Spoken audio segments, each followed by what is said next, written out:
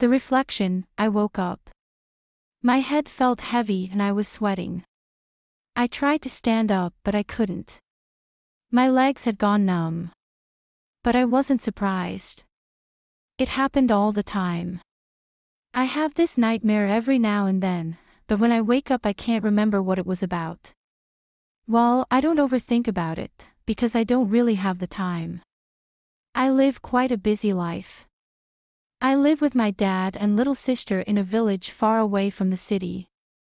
We moved here when my mother died. If I remember correctly, it was about 5 or 6 years ago. I still remember my mother's face. I was 10 when she died, and my sister was still a baby, so she doesn't have any recollection of her. But the weirdest thing is that my father doesn't want to talk about my mother.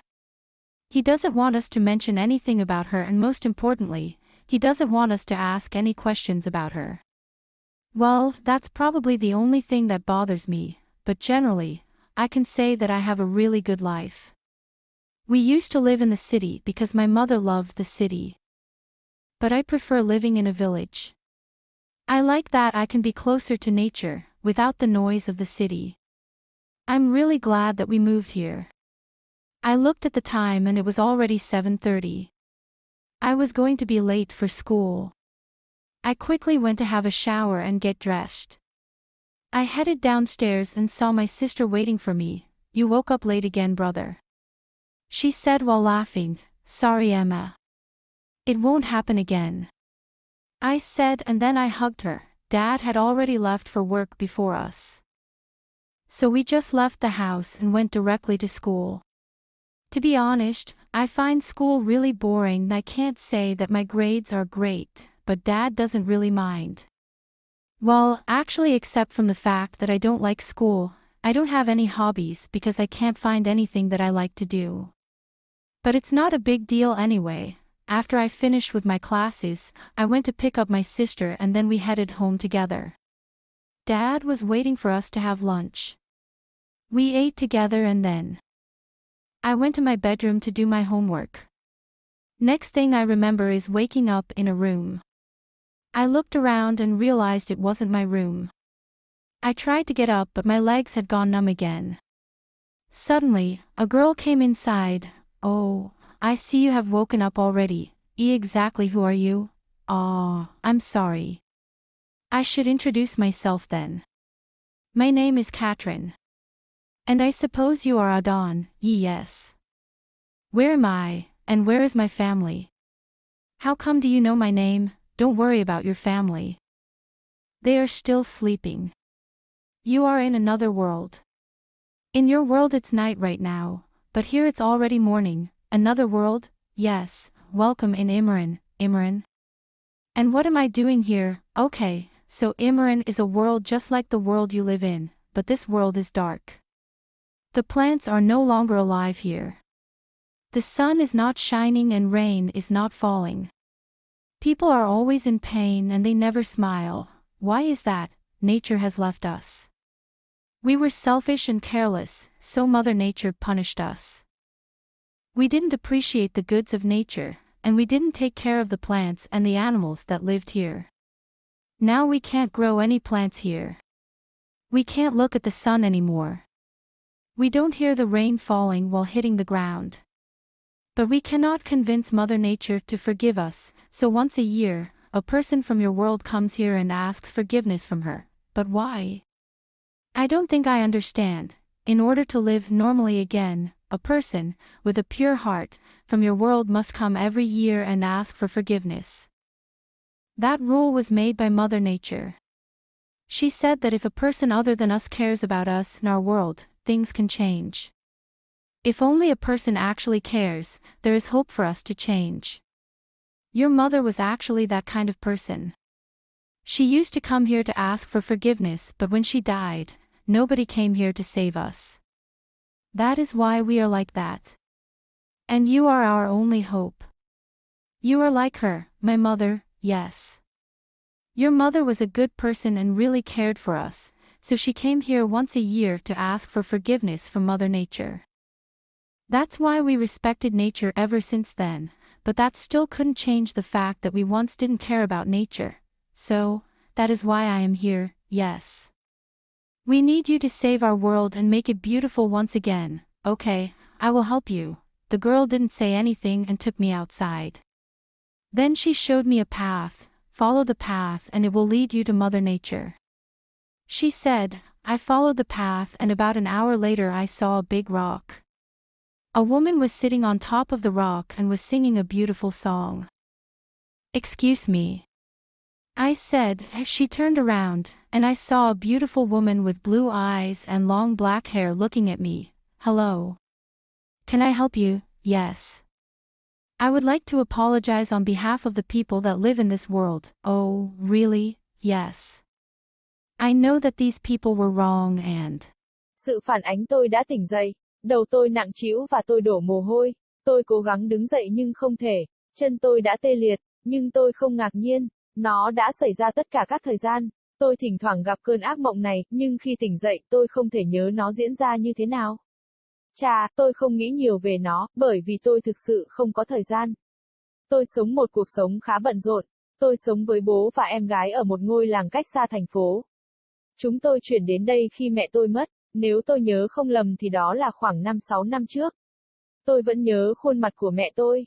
Tôi mất khi cô ấy 10 tuổi, và em gái tôi vẫn còn là một đứa trẻ nên cô ấy không có bất kỳ hồi ức nào về cô ấy. Nhưng điều kỳ lạ nhất là bố tôi không muốn nói về mẹ tôi. Anh ấy không muốn chúng tôi đề cập bất cứ điều gì về cô ấy và quan trọng nhất, anh ấy không muốn chúng tôi đặt bất kỳ câu hỏi nào về cô ấy. Chà, đó có lẽ là điều duy nhất khiến tôi phiền lòng, nhưng nhìn chung tôi có thể nói rằng tôi có một cuộc sống thực sự tốt. Chúng tôi từng sống ở thành phố vì mẹ tôi yêu thành phố, nhưng tôi thích sống trong một ngôi làng hơn. Tôi thích rằng mình có thể gần gũi với thiên nhiên hơn, không có sự ồn ào của thành phố. Tôi thực sự vui mừng vì chúng tôi đã chuyển đến đây. Tôi nhìn giờ và đã 7 giờ 30 phút. Tôi đã đi học muộn.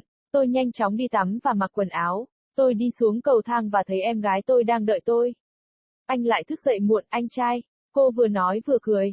Xin lỗi Emma, nó sẽ không xảy ra nữa.